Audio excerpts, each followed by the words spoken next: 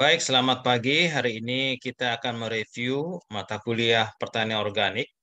Materi ini saya ambil dari sebuah review artikel yang diambil dari jurnal agronomi, publishernya MDPI.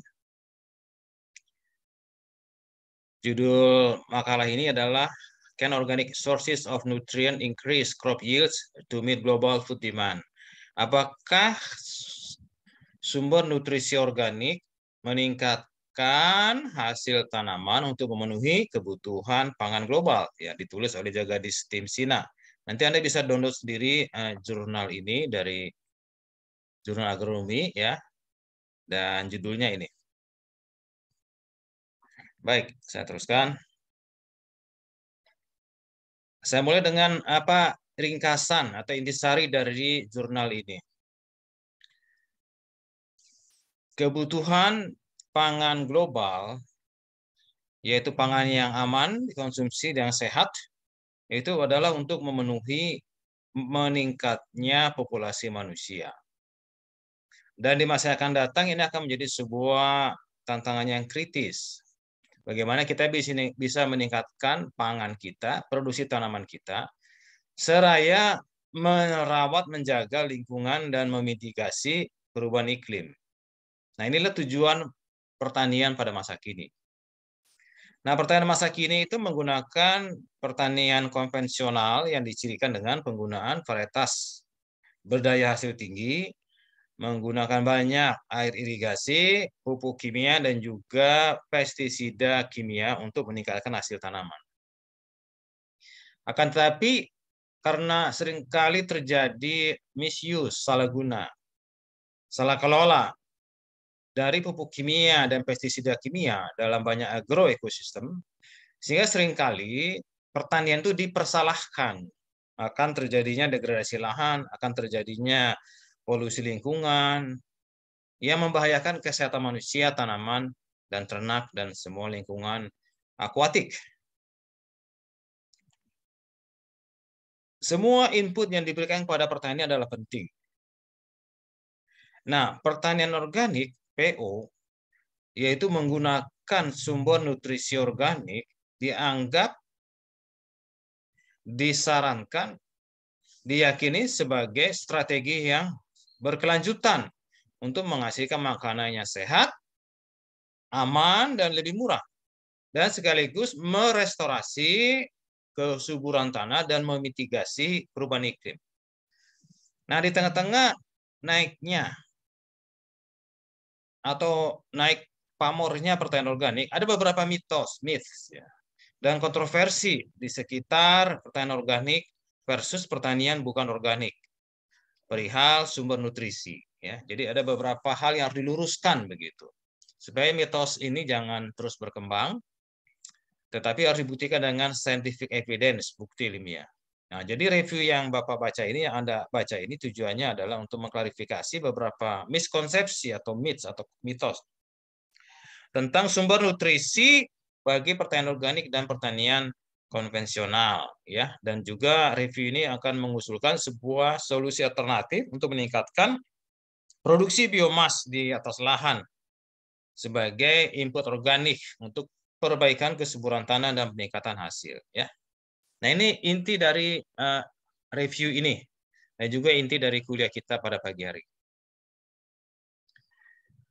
Jadi dalam review ini disarankan ya, diusulkan oleh penulis bahwa pertanian organik ya yang hasilnya itu lebih rendah daripada pertanian konvensional, yaitu 20-50% lebih rendah. Jadi harus kita akui ya, pertanian organik itu tidak sama hasilnya dengan pertanian konvensional. Hasilnya lebih rendah, sekitar 20-50%. Nah, oleh karena itu penulis review artikel ini mengusulkan bahwa input nutrisi organik itu tidak diberikan tunggal. Tidak cukup menaikkan produksi hasil dengan hanya nutrisi organik tunggal untuk memenuhi kebutuhan pangan global. Tetapi harus diberikan secara seimbang antara input organik dan input anorganik dengan rasio 75-25 atau 3:1. Jadi bagian inorganik atau nutrisi anorganik 3 bagian, dan nutrisi organik 1/3, 3/1. Begitu. Nah, kita akan dalami sekarang paper tersebut ya.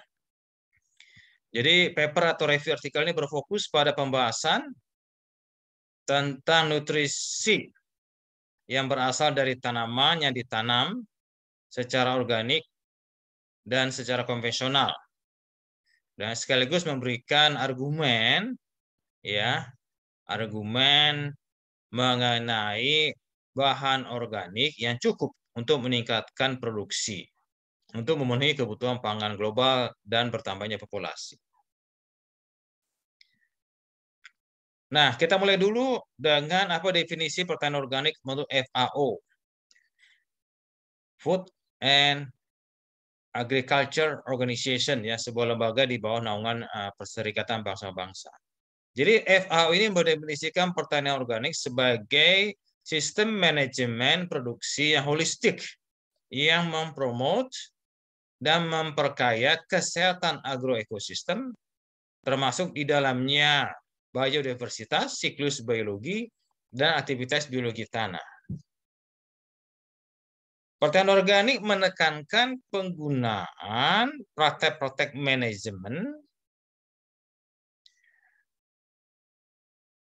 dari penggunaan input di off-farm.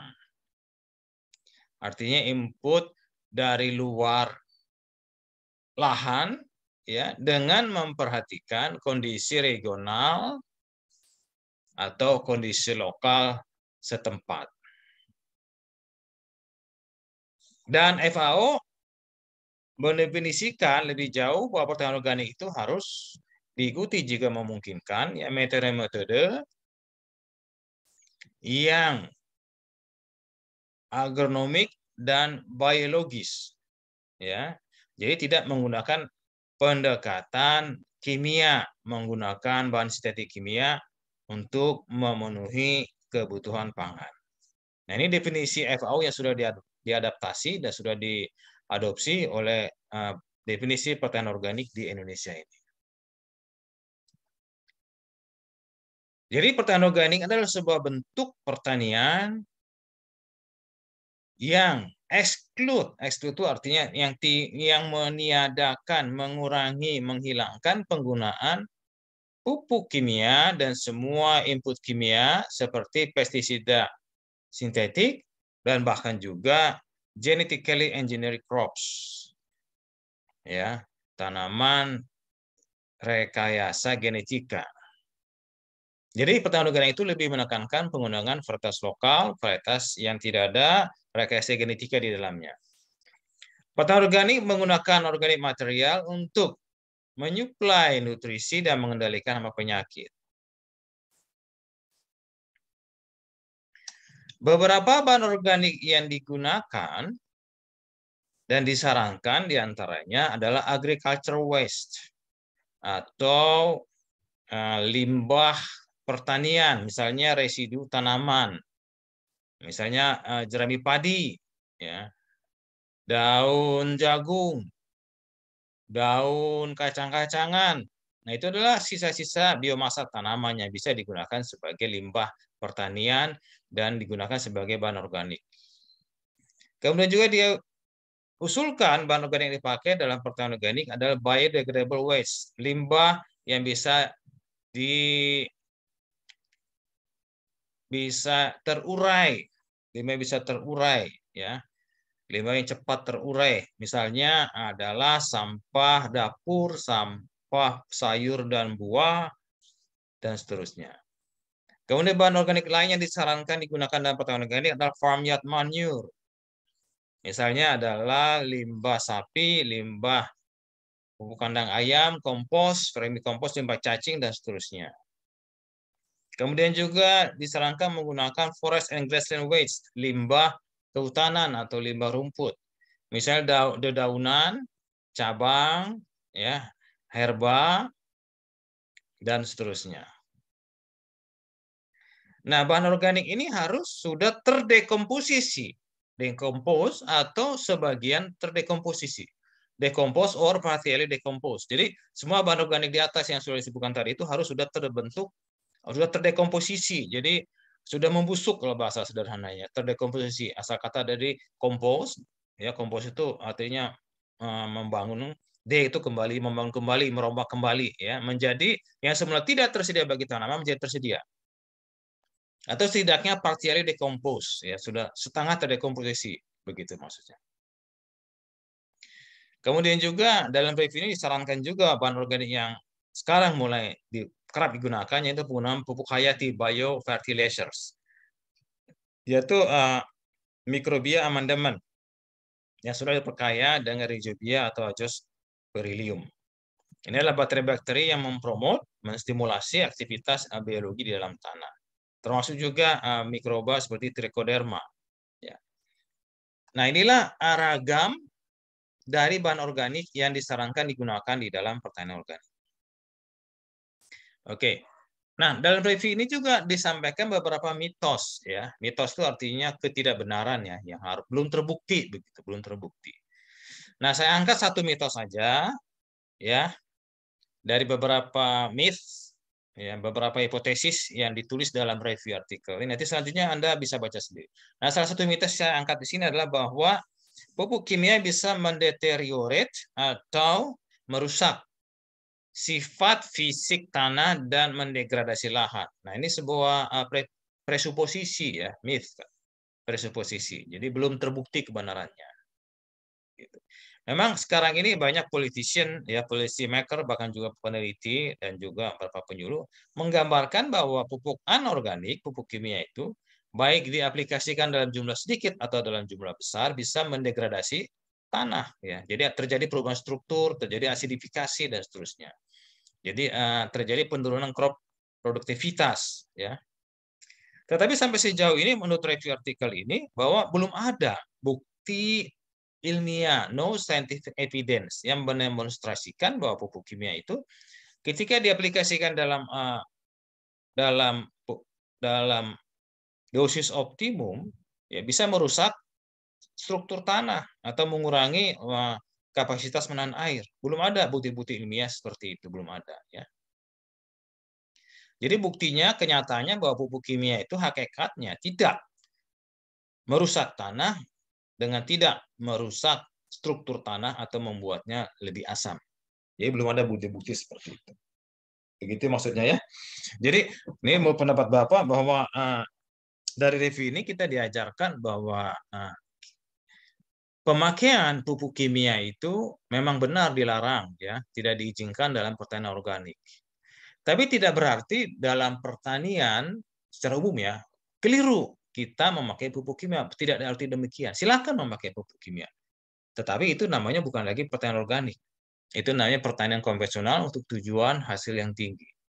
Tetapi jangan terus kemudian dibangun persepsi bahwa kalau demikian, bahwa pupuk kimia inilah menjadi sumber satu-satunya kerusakan lahan, polusi lahan. Nah, menurut review artikel itu tidak demikian, karena belum ada bukti-bukti ilmiah yang membuktikan hal itu. Begitu, ya, untuk bisa dipahami dan bisa diluruskan. Nah, mitos yang lain atau presuposisi yang lain nanti Anda bisa baca dalam review artikel ini, ya. Baik, dan review ini juga ditayangkan beberapa tabel yang Bapak anggap penting untuk kita ketahui, yaitu berbagai organik material, berbagai bahan organik, dan bagaimana komposisi dari unsur hara N, P2O5, K2O, dan S. Nah, yang saya highlight kuning di sini adalah yang kerap ditemui di sekitar lahan pertanian sekitar kita. Nah, saya mulai dengan apa bahan organik yang kaya akan nitrogen. Nah, dari tabel ini nampak bahwa bahan organik yang kaya akan nitrogen adalah poultry manure atau pupuk kandang ayam, saudara. Ya, pupuk kandang ayam dengan 55% MC, ya, dengan kelembaban 55% moisture content. MC itu moisture content. Jadi dengan kelembaban sekitar setengahnya. Jadi gini, pupuk kandang ayam itu setengah basah, setengah kering. Nah, kandungan N-nya itu paling tinggi, yaitu 2,5% dibandingkan dengan bahan organik lain, itu paling tinggi, ya. Memang bisa juga swine manure ini lebih tinggi dari pupuk kandang ayam, ya. Swine itu kan angsa, ya. Tapi kan pertanian angsa itu atau peternakan angsa sangat jarang di Indonesia ini. Jadi disarankan, ya, sesuai dengan kondisi lokal setempat, pupuk kandang ayam itu adalah bahan organik yang kaya akan nitrogen. Berikutnya adalah bahan organik yang kaya akan P, itu yang saya highlight kuning, yaitu kaudang. Pupuk kandang sapi yang sudah didekomposisi dengan kelembaban 30%. Jadi kelembaban 30%, 70% sudah kering ya. Itu kandungan P2O5-nya 2,29%. Kemudian ada duck manure, ya bebek 2,59%, goat manure 3,41%. Jadi ternyata pupuk kandang kambing itu cukup tinggi P-nya, saudara ya. Di pupuk kandang kambing, kemudian pupuk kandang sapi itu P-nya cukup tinggi dibandingkan dengan pupuk kandang dibandingkan dengan bahan organik lain. Lanjut ke K. Nah, dari tabel ini ditunjukkan bahwa bahan organik yang kaya akan K itu adalah kembali ternyata pupuk kandang kambing 294 dan juga adalah farmyard manure ya. Farmyard manure dengan kelembaban 70% itu 2,04. Nah, jadi dari sini kita lihat bahwa bahan organik itu bisa menyuplai nitrogen, fosfor, kalium ke dalam tanah. Tetapi ingat ya, ini bahwa bahan organik ini sebetulnya walaupun bisa menyumbang NP dan K, tapi jumlah sangat kecil, saudara. Jumlah sangat kecil. Kenapa sangat kecil begini? Coba lihat dalam tabel 1 ini ya. Pupuk kandang ayam itu 2,50%. Bandingkan dengan kandungan dalam pupuk urea. Pupuk urea itu bisa mengandung 60% N. Maaf, bisa mengandung 48 ya. 48 sampai 60% ya. Lihat tergantung lihat aja bungkusnya ya. Mungkin 48-49% itu di dalam urea itu adalah nitrogen ya, tertera di sana. Kan sangat jauh bukan? Urea mengandung 48-49%, sementara pupuk kandang poultry manure hanya 2,5%, sangat jauh sekali. Perbedaan N-nya. Begitu ya. Oke, lanjut. Tabel berikutnya adalah kandungan nutrisi dari beberapa biomasa tanaman, residu tanaman ya. Kalau tabel sebelumnya itu adalah kandungan dari bahan organik berbasis limbah ternak ya. Nah, sekarang berbasis limbah tanaman.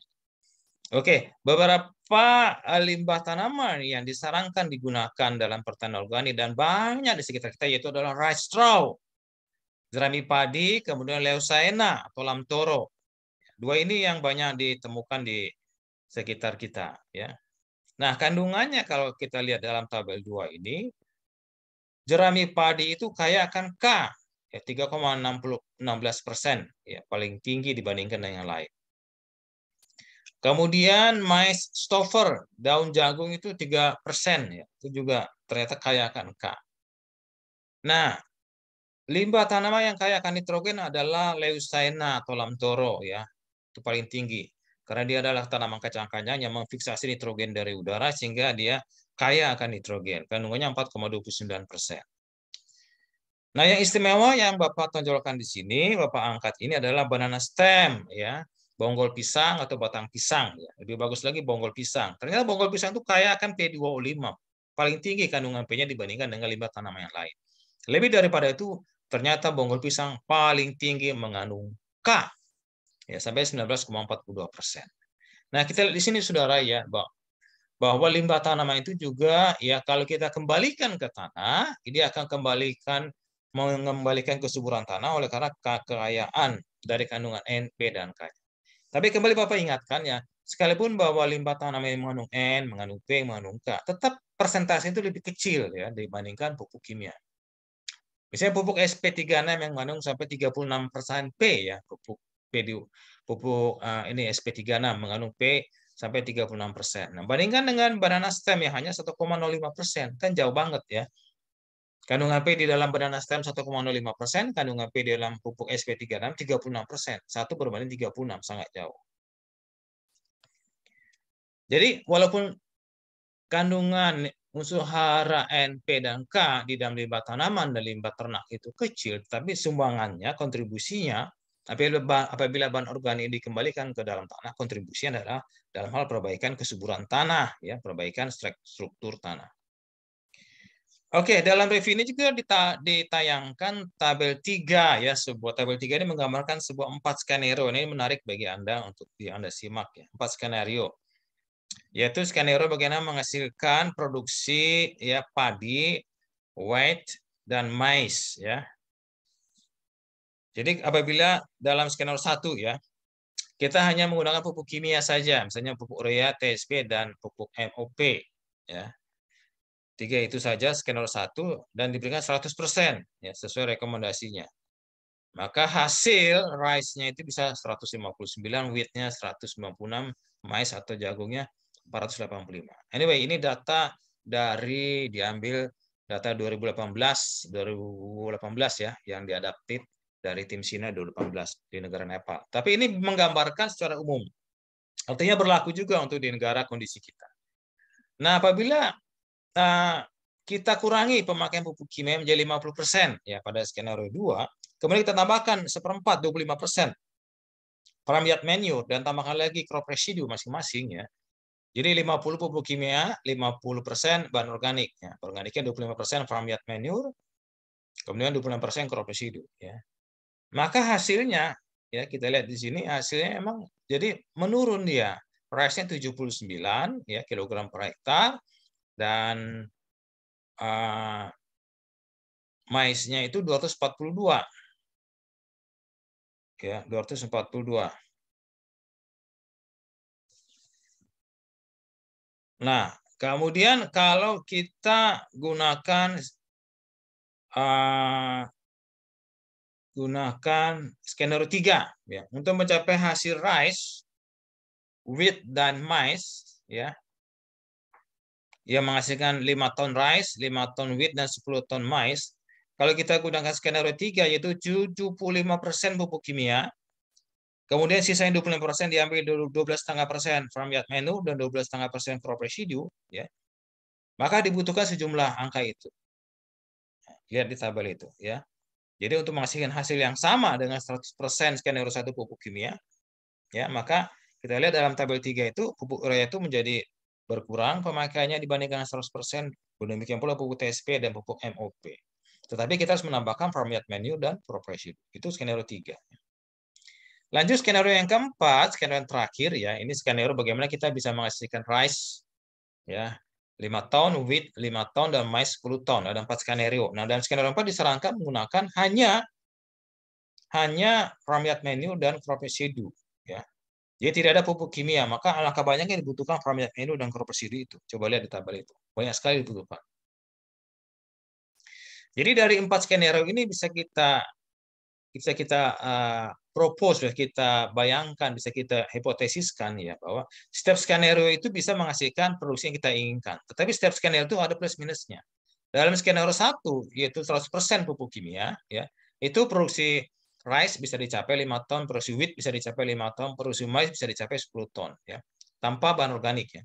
Nah, skenario 2 kita kurangi pupuk kimianya, kita banyakkan pupuk organiknya ya. Nah, maka berkuranglah pupuk kimianya, tapi kita harus menambahkan pupuk organiknya. Demikian seterusnya. Nah, kita di sini pertimbangan keputusan untuk mengambil mana skenario yang diambil, itu tergantung dari sumber daya yang ada, yang tersedia. Ya. Apakah petani atau industri tersebut mampu menyuplai, mampu menyediakan bahan organik sejumlah itu? Sejumlah hal yang banyak dalam skenario 2, 3, dan 4. Itu pertanyaan yang harus dipikirkan ketika kita hendak mengambil keputusan apakah hendak bertanam organik apa enggak. Tetapi inti dari review ini adalah begini, saudara ya, bahwa yang ideal itu adalah penggunaan secara seimbang antara pupuk anorganik dan organik. Itu intinya. Ya. Itu inti. Jadi jangan 100% menggunakan pupuk anorganik saja, tetapi harus ada memberikan juga pupuk organik. Oke, lanjut. Nah, dalam review ini juga diangkat perlunya site specific nutrient management. Ya. Jadi artinya begini, saudara. Kebutuhan unsur hara dalam setiap lokasi itu selalu bervariasi ya, tergantung dari kondisi tanaman, tergantung dari kandungan air, kandungan nutrisi dan iklim ya. Jadi setiap waktu, setiap tempat itu berbeda-beda sebetulnya kebutuhan unsur hara bagi setiap tanaman itu. Jadi perlulah pentingnya site specific nutrient management ya, manajemen nutrisi yang site spesifik yang sesuai dengan kebutuhan lokasi tersebut. Jadi Anda bayangkan Anda sebagai manajer ya, bahwa kebutuhan hara di lokasi A itu pasti berbeda dengan kebutuhan hara di lokasi B. Kebutuhan hara sebuah tanaman di dataran tinggi pasti berbeda dengan kebutuhan hara di dataran rendah. Kebutuhan hara di tanah ultisol pasti berbeda dengan kebutuhan hara di tanah latosol.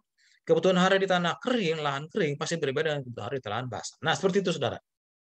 Ya.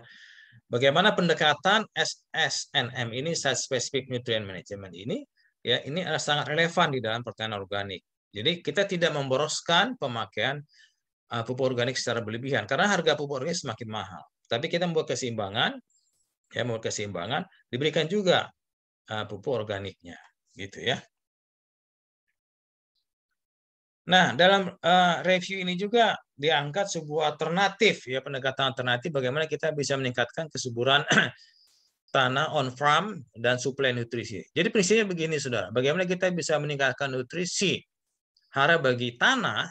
Intinya adalah semakin banyak biomasa di atas tanah, maka akan semakin memperkaya unsur hara di dalam tanah. Jadi saya ulang ya, kuncinya adalah bagaimana kita bisa meningkatkan biomasa di atas tanah. Bagaimana kita bisa meningkatkan biomasa tanaman. Karena semakin banyak biomasa tanaman itu akan semakin banyak sumbangan unsur hara yang diperoleh dari biomasa tanaman itu. Nah, review ini menyarankan sebuah pertanian agroforestry, ya, pertanian agroforestry atau evergreen agriculture. Ya. Karena pertanian agroforestry itu adalah pertanian yang menanam tanaman keras dan tanaman semusim. Ya, crops and trees di dalam proporsi yang seimbang, sehingga akan menghasilkan residu tanaman, ya, crop residu, dan juga meninggalkan daun-daunnya sudah terdekomposisi. Dan daunnya sudah terkomposisi dari pohon keras, tanaman keras, kemudian sisa tanaman dari tanaman semusim, itu akan memberikan cukup nutrisi untuk membangun dan memelihara kesuburan tanah sehingga akan mencukupi kebutuhan hara dari tanaman. Nah, ini saudara, jadi prinsipnya di dalam pertanian organik adalah bagaimana kita meningkatkan biomasa di atas tanah, ya, atau meningkatkan biomasa tanaman. Baik, sebagai kesimpulan dalam review ini, nanti intinya kalau Anda ingin paham lebih detail lagi, Anda boleh baca di dalam jurnal ini, Anda download ya. Kesimpulan dari review singkat ini bahwa pertanian organik dan pertanian konvensional itu keduanya membutuhkan sumber nutrisi hara, ya. Dan dalam review ini didemonstrasikan bahwa hasil dari pertanian organik itu lebih rendah daripada hasil pertanian konvensional. Oleh karena itu, pertanian organik tidak cukup, ya, untuk meningkatkan hasil dalam rangka memenuhi kebutuhan pangan global, tidak cukup, saudara. Jadi sudah Bapak ajarkan bahwa pertanian organik ada pertanian alternatif, ya, bukan untuk pertanian untuk menggantikan kebutuhan pangan global, tidak, ya. Ini adalah pertanian alternatif untuk kebutuhan segmen tertentu. Kemudian dalam review ini juga disarankan pemakaian secara seimbang antara pupuk inorganik dan pupuk organik dengan rasio sekitar 75-25, ya, 3:1, ya. Jadi 75% dari sumber anorganik dan 25% dari sumber organik, ya. Kemudian juga ditawarkan konsep pertanian evergreen agriculture. Itu pertanian yang pertanian agroforestry, pertanian gabungan penanaman antara tanaman keras dengan tanaman semusim, ya. Nah, karena akan semakin banyak biomasa di atas tanah atau semakin banyak biomasa tanaman di atas tanah, itu akan menyumbang nutrisi yang lebih banyak lagi, begitu ya. Baik, inilah review, ya, review. Jadi review di atas review ini, Bapak memberikan review singkat dari sebuah jurnal ilmiah yang relevan dengan mata kuliah kita hari ini.